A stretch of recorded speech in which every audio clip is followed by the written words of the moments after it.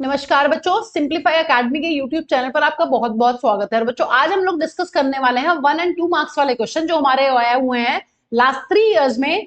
Chapter number है अपना 10, that is human I and the colourful world. ठीक है, तो पहले बच्चों 1 मार्क्स वाले क्वेश्चंस को डिस्कस कर लेते हैं, फिर डिस्कस करेंगे 2 मार्क्स वाले क्वेश्चन। देखिए, पहला जो क्वेश्चन बच्चों यहाँ से इस चैप्टर से आया हुआ है वो है the phenomena of light involve in the formation of rainbow are.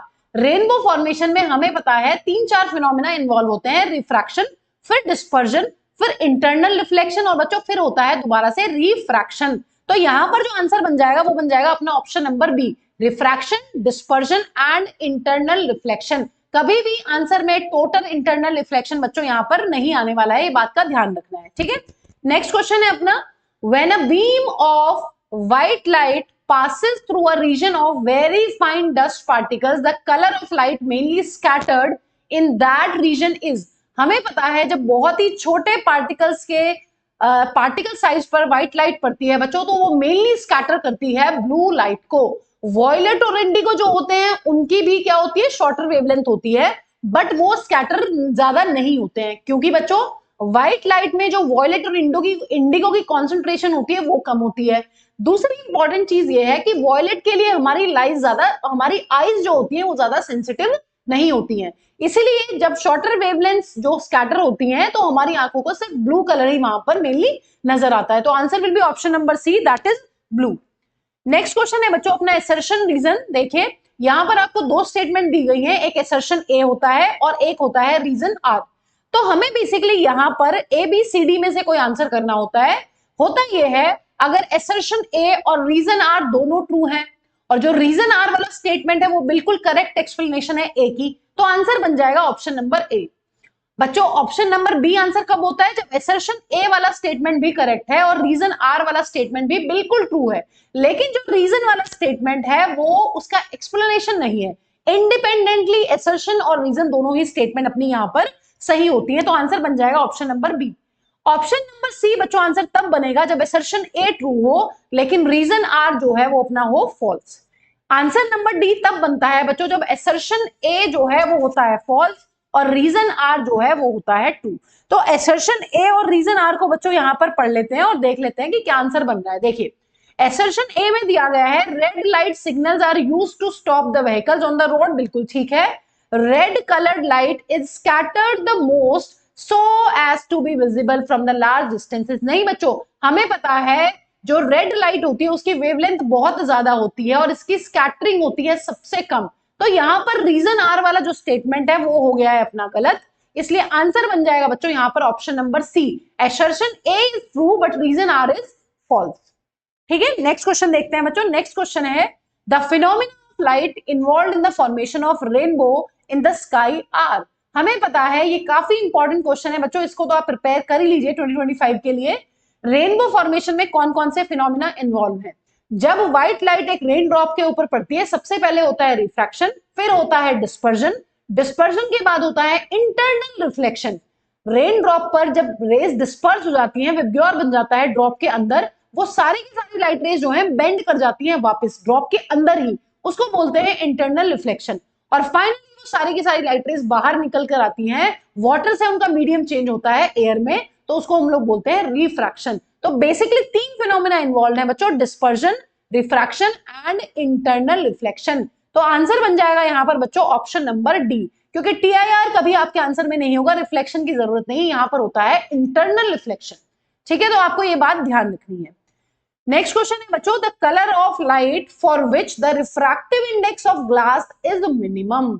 हमें एक बात पता है कि जो रेड लाइट होती है उसकी वेवलेंथ सबसे ज्यादा है, उसकी स्पीड भी ग्लास के अंदर ज्यादा होती है in comparison to violet, indigo, blue, green, yellow, orange. ठीक है, लेकिन बच्चों हमें ये भी पता है स्नेल्स लॉ से कि जो स्पीड होती है, स्पीड ऑफ लाइट, वो इनवर्सली प्रोपोर्शनल होती है किसके, इनवर्सली प्रोपोर्शनल होती है रिफ्रैक्टिव इंडेक्स के। इसका मतलब यहां पर रेड का जो रिफ्रैक्टिव इंडेक्स है वो सबसे कम होने वाला है। ऑप्शन में यहां पर आपको रेड दिया गया है, तो answer will be red. Violet का क्या केस होगा बच्चों, वॉयलेट की जो वेवलेंथ है वो होती है अपनी सबसे कम। ठीक है, इसकी स्पीड भी क्या हो जाने वाली है, सबसे कम, और इसका रिफ्रैक्टिव इंडेक्स जो है वो हो जाएगा सबसे ज्यादा यहां पर। ठीक है, तो ऐसे ऐसे हमें क्वेश्चंस के लिए भी रेडी रहना है, ये भी काफी अच्छा क्वेश्चन है बच्चों। नेक्स्ट फिर से assertion रीजन वाला क्वेश्चन है बच्चों। अब हमें पता चल गया है कि आंसर ए, बी, सी और डी कब होने वाला है, तो सीधा स्टेटमेंट्स को ही पढ़ लेते हैं। देखिए, assertion ए में हमको दिया गया है myopic I can not see distant object distinctly. बिल्कुल ठीक बात है, क्योंकि मायोपिक आई या मायोपिया को हम लोग कहते हैं नियर साइटेडनेस। एक पर्सन जो है जिसको मायोपिया है वो पास का तो देख पाता है, बट उसको दूर वाली चीजें जो है वो डिस्टिंक्टली नजर नहीं आती है, प्रॉपरली नजर नहीं आती है। बिल्कुल ठीक बात है। For the correction of myopia converging lenses of appropriate power are prescribed by eye surgeon. नहीं बच्चों, हमें पता है कि मैम मायोपिया में जो इमेज होती है वो रेटिना से पहले ही बन जाती है। इसका एक रीजन ये भी होता है बच्चों कि जो पर्सन की खुद की पावर होती है जिसको मायोपिया है, उसकी जो कॉन्वेक्स लेंस की पावर है वो ज्यादा है, इसलिए वो रेज को पहले ही कन्वर्ज कर देता है रेटिना से। तो यहां कभी भी आई सर्जन आपको कन्वर्जिंग लेंस नहीं देने वाले हैं। यहां पर आपको जो प्रिस्क्राइब की जाएगी वो करी जाएगी डाइवर्जिंग लेंस, यानी कि कॉन्केव लेंस। इसका मतलब यहां पर बच्चों एसर्शन ए तो बिल्कुल करेक्ट है, लेकिन जो रीजन आ रहा है वो हो गया है गलत। तो यहां पर अपना आंसर बन जाएगा ऑप्शन नंबर सी। ठीक है, चलिए नेक्स्ट क्वेश्चन है बच्चों अपना, consider the following statements in context of the human आई। ठीक है, हमें 4 स्टेटमेंट दी गई हैं, उनमें से हमें सही स्टेटमेंट्स यहां पर ढूंढनी है कि करेक्ट स्टेटमेंट कौन कौन सी हैं। देखिए, पहली स्टेटमेंट है बच्चों, the diameter of the eye ball is about 2.3 centimetre. ठीक है, एनसीईआरटी ने दिया हुआ है कि हमारी जो आई बॉल होती है वो स्फेरिकल होती है और होती भी है वो, और उसका डायमीटर 2.3 सेंटीमीटर होता है। ठीक है, iris is a dark muscular diaphragm that controls the size of the प्यूपिल। ये भी बिल्कुल ठीक बात है बच्चों।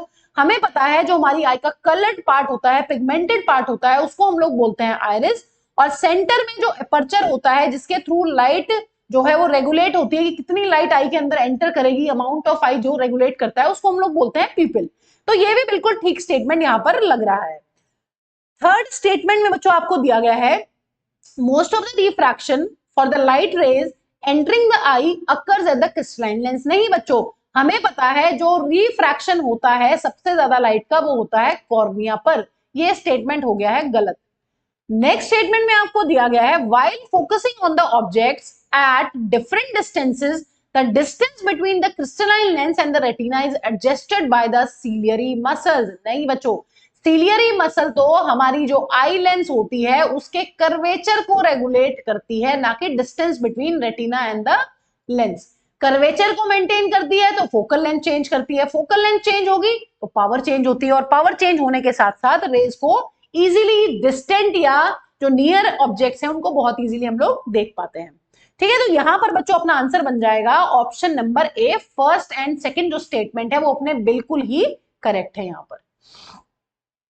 नेक्स्ट क्वेश्चन बच्चों फिर से असर्शन रीजन है। देखिए, असर्शन ए में आपको दिया गया है the rainbow is a natural spectrum of sunlight in the sky. बिल्कुल ठीक स्टेटमेंट है। Rainbow is formed in the sky when the sun is overhead. नहीं बच्चों, सन ये इसमें ओवरहेड का मतलब होता है जब सन आपके बिल्कुल ऊपर होता है। नहीं, सन बिल्कुल ओवरहेड नहीं है, सर के ऊपर नहीं है। सन कहां होना चाहिए? Sun must be behind the person which is watching या which is seeing the rainbow, तो बिहाइंड अस। ठीक है, तो यहां पर ये स्टेटमेंट गलत हो गई है। ओवरहेड नहीं होता है, सन होता है बिहाइंड द पर्सन। ठीक है, पीछे होता है उस पर्सन के या फिर उसी साइड होता है। हाँ ठीक है, सनलाइट पीछे से आती है। तो यहां पर ये हो गया अपना इनकरेक्ट स्टेटमेंट। तो बच्चों यहां पर भी आंसर जो बन जाने वाला है वो बन जाएगा अपना ऑप्शन नंबर सी। असर्शन ए तो करेक्ट है, बट रीजन आर वाला जो स्टेटमेंट है वो गलत है यहां पर। नेक्स्ट बच्चों, नेक्स्ट अपना क्वेश्चन है the lens system of human I forms an image on a light sensitive screen which is called. Light sensitive screen जिसके पास लाइट सेंसिटिव सेल्स होती हैं उसको हम लोग बोलते हैं बच्चों रेटिना। तो हमारी आईज में जो इमेज है वो हमेशा ही रेटिना पर बनती है, और जो इमेज बनती है उसकी नेचर होती है रियल एंड इन्वर्टेड। तो ये सही हो गया यहाँ पर। नेक्स्ट क्वेश्चन बच्चों फिर से असर्शन रीजन है। ठीक है, देखते हैं। अ person suffering from myopia can not C distant objects clearly. हाँ जी, क्या होता है मायोपिया? मायोपिया होता है नियर साइटेडनेस। एक बंदा पास का देख पा रहा है लेकिन दूर का उसको नहीं दिख रहा है। बिल्कुल सही स्टेटमेंट है। A converging lens is used for the correction of myopic eye as it can form real as well as virtual images of objects placed in front of। बिल्कुल ही गलत बात है, इसमें कभी भी converging lens यूज नहीं करते हैं। इसमें जो डॉक्टर हमें प्रिस्क्राइब करता है वो होती है अपनी कॉनकेव लेंस, क्योंकि हमारी जो खुद की लेंस है वो ज्यादा ही पावर वाली है, उसको कम करना है। इमेज को कहाँ बनाना है, इमेज को आगे थोड़ी ना बनाना है, आगे तो वो बनी रही है रेटिना से, हमें उसे रेटिना पर बनाना है, इसलिए यहां पर हम यूज करते हैं डाइवर्जिंग लेंस। तो बच्चों ये काफी इंपॉर्टेंट एक्सर्शन रीजन है इस चैप्टर का। आपको रेनबो वाला एमसीक्यू और आपको मायोपिया और हाइपरमेट्रोपिया के असर्शन रीजन के लिए रेडी रहना है 2025 के एग्जाम के लिए। दिस इज मोस्ट इंपॉर्टेंट, ठीक है। तो यहां पर जो आंसर बन जाएगा वो बन जाएगा अपना ऑप्शन नंबर सी, ठीक है। चलिए नेक्स्ट बच्चों फिर से असर्शन रीजन है। देखिए असर्शन ए वाला जो स्टेटमेंट है उसमें लिखा गया है the angle through which a ray of light bends on passing through a prism is called angle of deviation। बिल्कुल सही बात है, जिस एंगल पर हमारी इंसिडेंट रे जो है वो बेंड होकर निकलती है, तो वो जो एमर्जेंट रे होती है वो इंसिडेंट रे के साथ जो एंगल बनाती है उसको कहते हैं हम एंगल ऑफ डेविएशन। रीजन ये दिया गया है यहां पर the peculiar shape of prism makes the emergent ray bend at an angle to the direction of incident ray. बिल्कुल ठीक बात है, हमें पता है यहां पर जो दोनों फेसेस हैं, जो जिस पर इंसिडेंट रे आकर स्ट्राइक करती है और जहां से एमर्जेंट रे अपनी बाहर निकलती है, वो दोनों ही सरफेसेस जो है एंगल पर हैं, ठीक है। तो इसीलिए शेप जो है प्रिज्म की उसी की वजह से तो है बच्चों। इसका मतलब ये वाले दोनों स्टेटमेंट अपने करेक्ट है और करेक्ट रीजन है यहाँ पर, इसलिए बच्चों आंसर बन जाएगा यहाँ पर ऑप्शन नंबर ए। एसर्शन भी करेक्ट है, रीजन भी करेक्ट है, और रीजन जो है वो करेक्ट एक्सप्लेनेशन है यहाँ पर एसर्शन का, ठीक है। नेक्स्ट क्वेश्चन देखते हैं बच्चों।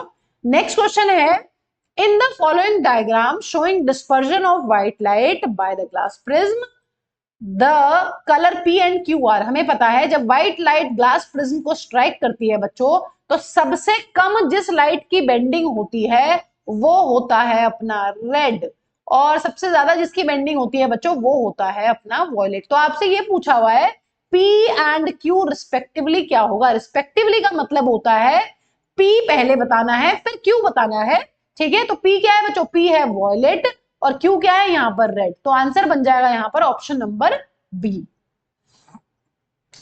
13 क्वेश्चन है बच्चों in human eye the part which allows light to enter into the eye. वो कौन सा पार्ट है जहां से लाइट जो है आंखों में या आई में हमारी एंटर करती है। तो हमें पता है सबसे पहले हमारी आंख में होता है बच्चों कॉर्निया। कॉर्निया के थ्रू ही लाइट जो है वो हमारी आंखों में सबसे पहले एंटर करती है। तो यहां पर आंसर बन जाएगा ऑप्शन नंबर डी। अगर यहां पर आपसे पूछा गया होता कि which part of the eye regulates the amount of eye entering the eye, तो आंसर होता प्यूपिल यहाँ पे, लेकिन ये पूछा गया है which allows the light to enter into the eye, तो फर्स्ट पार्ट जो होता है वो अपना होता है कॉर्निया, ठीक है। तो यहाँ पर आंसर बन जाएगा बच्चों कॉर्निया। नेक्स्ट क्वेश्चन देखिए बच्चों, फिर से रेनबो है, 2024 में भी आया है, 2023 में भी ये क्वेश्चन आपका आया है। तो आंसर क्या हो जाएगा, refraction, dispersion and internal reflection. तो आंसर बन जाएगा यहाँ पर option number C, refraction, dispersion and internal reflection. TIR वाला आंसर कभी भी नहीं होगा यहाँ पर, ठीक है। चलिए 15th क्वेश्चन है बच्चों, the change in focal length of eye lens in human beings is caused by the action of. हाँ जी, जो हमारी आई लेंस की फोकल लेंथ है उसको कौन चेंज करता है बच्चों, उसको चेंज करती है सीलियरी मसल। सीलियरी मसल का काम होता है हमारी आई लेंस को पतला करना और कभी मोटा करना। पतले और मोटे का मतलब क्या होता है, आई लेंस को अगर थिन और थिक बना रहे हैं इसका मतलब ये है कि हम उसकी फोकल लेंथ को क्या कर रहे हैं, चेंज कर रहे हैं। जब हमारी आई लेंस बहुत थिन कंडीशन में रहती है, ऐसे रहती हैं, तो हमारी सीलियरी मसल्स रिलैक्स्ड रहती हैं।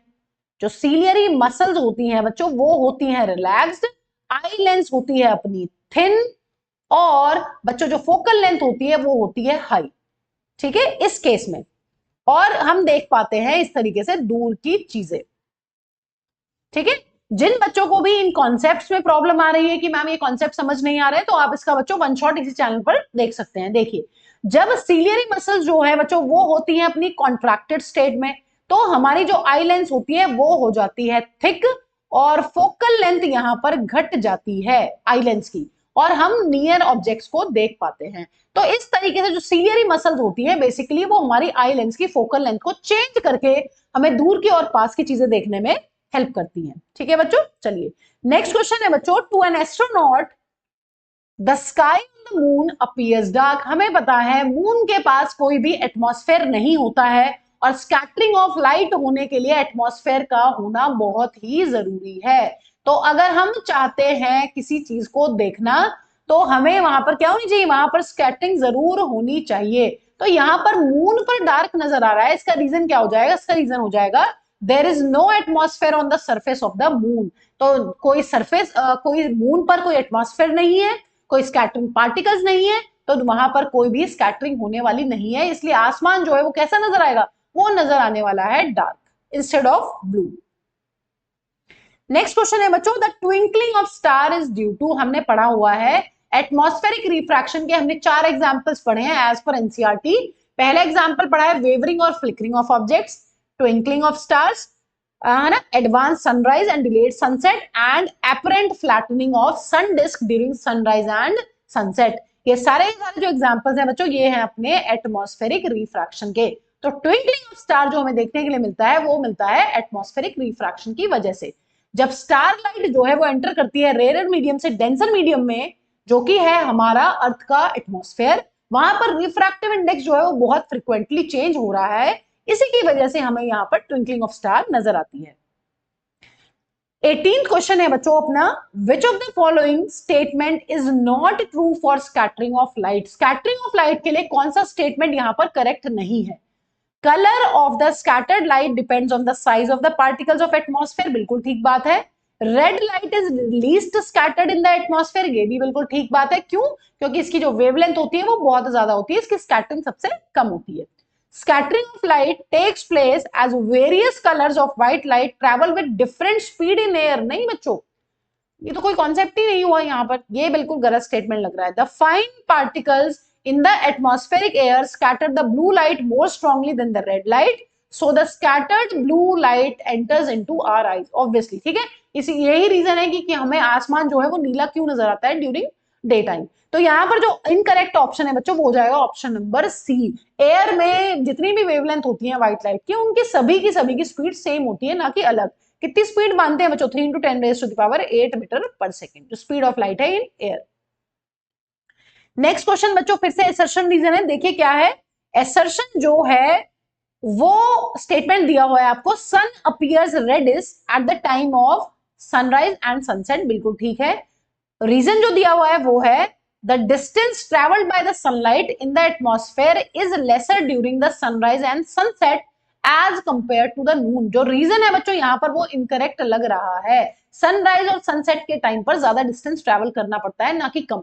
अब ये आपके कोर्स में से डिलीटेड है, 2025 के लिए आपको इस क्वेश्चन को रेडी करने की जरूरत नहीं है, इसका आंसर हो जाएगा यहाँ पर सी, बट ये आपके कोर्स में से अब कट गया है, ठीक है, कि हमें सन जो है वो सनराइज और सनसेट के टाइम पर रेड क्यों नजर आता है, और दिन के टाइम पर हमें जो सन है, जब सन हमारे ओवरहेड होता है नून टाइम पर, तो सन हमें व्हाइटिश कलर का क्यों नजर आता है, ठीक है, वो डिस्टेंस का कॉन्सेप्ट था वहां पर, वो डिलीट हो गया कोर्स में से।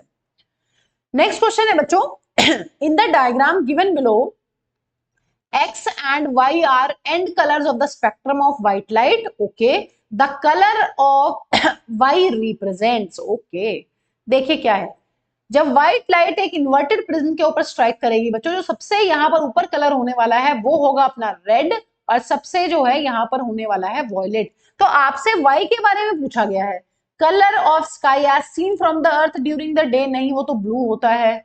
Colour of sky as seen from the moon, नहीं, मून से अगर देखेंगे तो वो तो डार्क होगा, ठीक है, या black. The colour use to paint the danger signal, ये हो जाएगा बच्चों यहाँ पर आंसर, क्योंकि डेंजर सिग्नल जो है वो रेड कलर के होते हैं, ठीक है, तो रेड कलर के बारे में पूछा गया। वाई के बारे में, वाई क्या है यहाँ पर, वाई है यहाँ पर रेड अपना। Colour of sun at the time of noon, नहीं, आफ्टरनून में तो जो सन होता है वो व्हाइटिश नजर आता है, ठीक है, तो यहाँ पर आंसर बन जाएगा बच्चों ऑप्शन नंबर अपना सी। अब चलिए 2 मार्क्स वाले क्वेश्चंस देख लेते हैं बच्चों। पहला क्वेश्चन जो आया है वो है, a person suffering from presbyopia needs bifocal length. Okay, हमें पता है बायफोकल लेंथ कैसी होती है बच्चों, बायफोकल लेंसेज जो होती हैं वो ऐसी होती हैं, उनमें ऊपर की तरफ होती है concave lens to see distant objects, और नीचे की तरफ होती है convex lens to see near objects, ठीक है।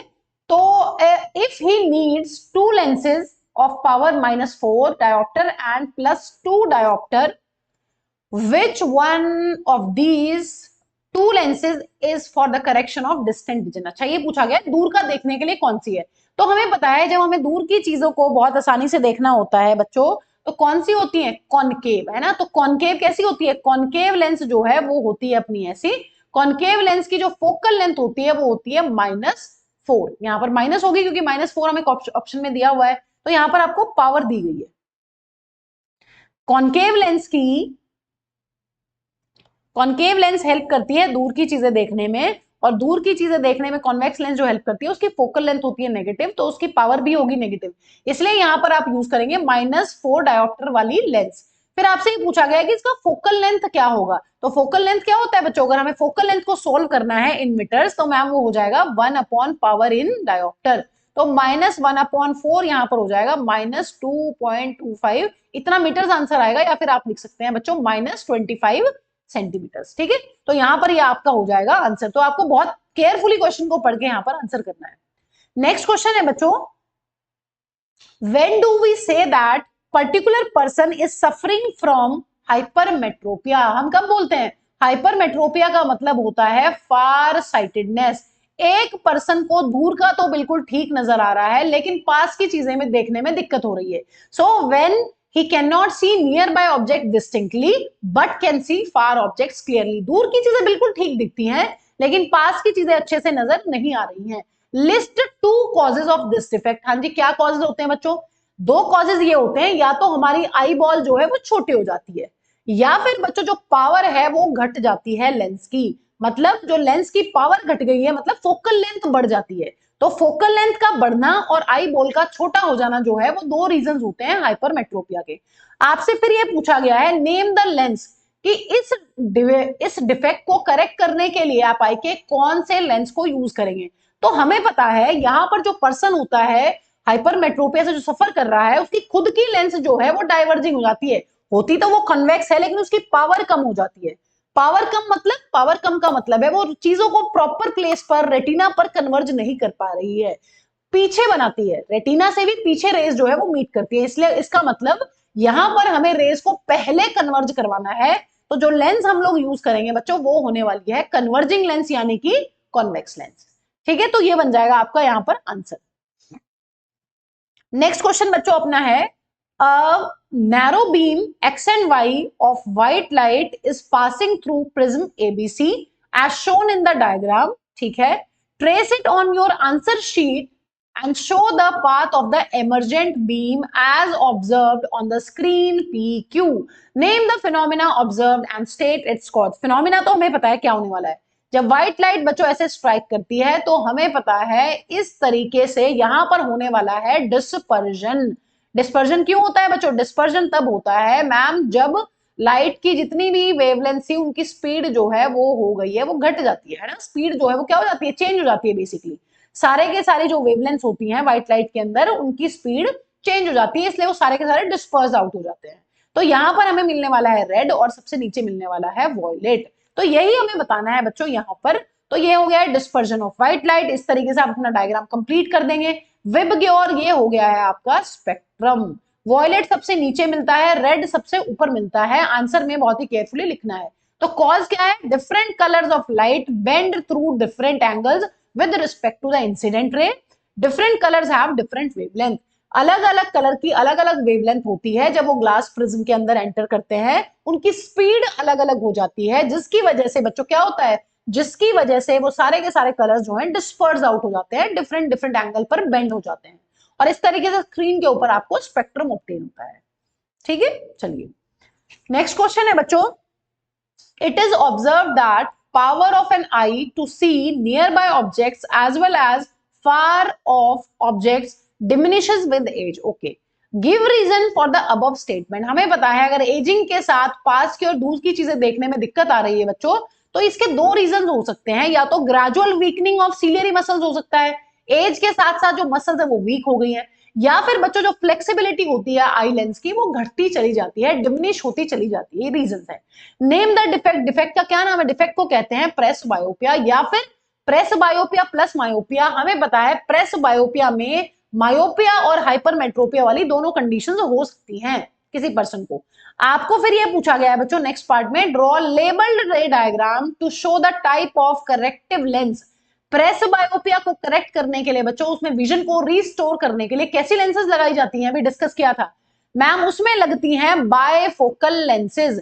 बायफोकल लेंसेज वो होती हैं जिनमें ऊपर होता है कॉनकेव लेंस जो दूर की चीजें दिखाता है, और नीचे की तरफ होता है बच्चों कॉन्वेक्स लेंस जो हमें दिखाता है पास वाली चीजें। तो ऐसी लेंसेज आपने देखी भी होगी, ठीक है, तो ये ध्यान रखना है, इंपॉर्टेंट क्वेश्चन है बच्चों ये।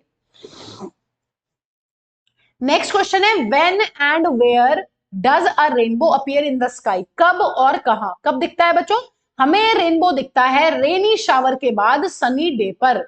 और कब दिखेगा, जब सन हमारे रहने वाला है पीछे। जो ऑब्जर्वर है जो रेनबो को देख रहा है, जैसे आई एम ऑब्जर्वर, तो सन मेरे पीछे होने वाला है और जो रेनबो है वो मुझे सामने नजर आएगा, ठीक है। It is always formed in the direction opposite to the sun. Obviously sun जब मेरे पीछे है, सबसे पीछे सन, फिर मैं, और फिर मेरे फ्रंट में रेनबो। और इस तरीके से ये आपको यहाँ पर रेनबो फॉर्मेशन का डायग्राम बताना था, और ये भी काफी इंपॉर्टेंट है बच्चों 2 और 3 मार्क्स के क्वेश्चंस के लिए। देखिए क्या है यहाँ पर, एक बार एक्सप्लेन कर देते हैं। ये है सनलाइट, सनलाइट होती है अपनी व्हाइट लाइट। व्हाइट लाइट जैसे ही इस रेन ड्रॉप के ऊपर पड़ती है तो यहां पर ये दिखाता है डिस्पर्जन। क्या होता है सबसे पहले होता है डिस्पर्जन। डिस्पर्जन होने के बाद यहां पर ये लाइट रेज जो हैं ये बेंड कर जाती हैं रेन ड्रॉप के अंदर ही। इसको बोलते हैं हम लोग इंटरनल रिफ्लेक्शन। और इंटरनल रिफ्लेक्शन होने के बाद बच्चों वाटर ड्रॉप से बाहर आती हैं एयर में लाइट रेज, तो वो फिर से शो करती हैं क्या, रिफ्रैक्शन। रिफ्रैक्शन, तो इस तरीके से यहां पर डिस्पर्जन, इंटरनल रिफ्लेक्शन और हमें रिफ्रैक्शन देखने के लिए मिलता है, और यहां कहीं होने वाली है ऑब्जर्वर की आईज, ठीक है। और उसको रेनबो क्या नजर आ जाएगा, उसको रेनबो जो है वो अपने फ्रंट में नजर आ जाने वाला है। नेक्स्ट क्वेश्चन है बच्चों, what is scattering of light, why does the colour clear sky appears blue. Okay, the phenomena of change in direction of propagation of light caused by the large size particles और caused by colloidal solution। जब हमें light beam का या light का जो path है वो नजर आ जाता है किसी सॉल्यूशन के अंदर, तो हम उसको बोलते हैं स्कैटरिंग ऑफ लाइट। बेसिकली एक स्कैटरिंग ऑफ लाइट के लिए बच्चों एक ऑप्टिमम पार्टिकल साइज चाहिए। जब एक ऑप्टिमम पार्टिकल साइज के ऊपर लाइट पड़ती है तो ये पार्टिकल्स जो हैं उस लाइट को चारों डायरेक्शंस में इस तरीके से फैला देते हैं, छितरा देते हैं। इसी को हम लोग बोलते हैं स्कैटरिंग ऑफ लाइट। और ये जो स्कैटर्ड लाइट है, जो रिफ्लेक्टेड लाइट है, अगर यहां पर किसी ऑब्जर्वर की आईज हैं तो उस ऑब्जर्वर को ये सारा का सारा नजर आने वाला है इस तरीके से, ठीक है। क्योंकि जो स्कैटर्ड लाइट है वो कहां जाएगी, वो जाएगी इस ऑब्जर्वर की आईज में, तो उसको नजर आ जाएगी ये चीज, ठीक है। उसको पाथ नजर आ जाएगा बेसिकली लाइट का। यहां पर मान लीजिए कोई लाइट का सोर्स है, ठीक है, तो यहां पर जो सॉल्यूशन होगा उसमें आपको लाइट का पाथ जो है वो नजर आ जाने वाला है। नेक्स्ट है बच्चों, हमें जो स्काई है वो ब्लू क्यों नजर आती है, when light passes through the atmosphere fine particles in the air scatter blue light shorter wavelengths more than the longer wavelengths। हमें पता है जो हमारा अर्थ का एटमॉस्फेयर है उसमें बहुत सारे फाइन साइज के जो पार्टिकल्स होते हैं, जो छोटे साइज के पार्टिकल्स होते हैं, वो शॉर्टर वेवलेंथ को स्कैटर करते हैं, जैसे कि वॉयलेट, जैसे कि इंडिगो, जैसे कि ब्लू। इसलिए हमें जो आसमान है वो नीले रंग का नजर आता है। नेक्स्ट क्वेश्चन है बच्चों, observe the following diagram and answer the following question. पहले डिफेक्ट को आइडेंटिफाई करना है, कौन सा डिफेक्ट है। देखिए बच्चों, जो इमेज है वो रेटिना से पहले ही बन रही है, दूर वाली चीजें देखने में दिक्कत आ रही है, डिफेक्ट हो जाएगा यहाँ पर शॉर्ट साइटेडनेस या फिर मायोपिया। आपसे रीजन पूछे गए, रीजन क्या होते हैं, रीजन ये होता है या तो आई बॉल का साइज बढ़ गया है, जो रेटिना था वो आगे था पहले, लेकिन आई बॉल का साइज बढ़ने की वजह से रेटिना पीछे शिफ्ट हो गया है, या फिर बच्चों जो इस पर्सन की खुद की लेंस है उसकी पावर बहुत ज्यादा है। पावर ज्यादा का मतलब होता है फोकल लेंथ कम। यहां पर जो फोकल लेंथ कब कम होती है बच्चों, फोकल लेंथ जो है आई लेंस की वो तब कम होती है जब जो आई लेंस है उसका कर्वेचर होता है बहुत ज्यादा, मतलब आपकी लेंस जो है वो मोटी हो जाती है, थिक हो जाती है, ठीक है। तो ये रीजन यहाँ पर हो गए हैं। फिर आपसे पूछा हुआ है कि कौन सा लेंस जो यूज करेंगे करेक्शन के लिए। हमें पता है अगर यहाँ पर रेज जो है वो पहले ही मीट कर रही है रेटिना से, हमें कहां बनानी है, हमें जो इंफिनिटी वाला जो ऑब्जेक्ट है उसकी इमेज बनानी है रेटिना के ऊपर। इसका मतलब हमें यहां पर यूज करना पड़ेगा बच्चों डाइवर्जिंग लेंस यानी कॉनकेव लेंस, ताकि यहां पर रेज जो है वो डाइवर्ज हो, और डाइवर्ज होने के बाद फाइनली जो इमेज बने वो कहां बने, वो बने अपनी रेटिना पर। ठीक है, जो इमेज बने बच्चों वो कहां बने, जो इमेज बने फाइनली वो बन जाए रेटिना पर। और इमेज कैसी बनेगी, रियल एंड इन्वर्टेड। ठीक है, ये बात हमें ध्यान रखनी है। चलिए नेक्स्ट क्वेश्चन है बच्चों, the colour of clear sky from the earth appears blue but from the space it appears black. हमें पता है क्यों होता है ऐसा, स्कैटरिंग ऑफ लाइट की वजह से। जो हमारे अर्थ के एटमॉस्फेयर के जो पार्टिकल्स हैं वो लाइट को लोअर वेवलेंथ्स को, शॉर्टर वेवलेंथ्स को, वॉयलेट, इंडिगो और ब्लू को बहुत जल्दी से स्कैटर कर देते हैं, इसलिए आसमान हमें नीला नजर आता है। बट हमें पता है स्पेस में कोई भी एटमॉस्फेयर नहीं है, वहां पर कोई भी स्कैटरिंग पार्टिकल्स नहीं है, वहां पर कोई स्कैटरिंग ऑफ लाइट नहीं होता है, इसलिए जो आसमान है वो हमें नीला नजर, हमें ब्लैक नजर आता है या डार्क नजर आता है। Size of particles in the atmosphere is smaller than the wavelength of visible light, so they scatter light of shorter wavelength, that is blue. Space में क्या होता है, स्पेस में there is no atmosphere, there is no scattering of light, so there is no color, no blue color is seen, so dark नजर आता है। ठीक है, तो स्कैटरिंग ऑफ लाइट की वजह से ही हमें जो है आसमान वो नीला नजर आ रहा है बच्चों। ठीक है, नेक्स्ट क्वेश्चन क्या है देखिए, observe the following diagram showing an image formation in the eye. देखिए किस कौन सा डिफेक्ट है बच्चों, यहाँ पर डिफेक्ट तो हम एकदम से पहचान लेंगे।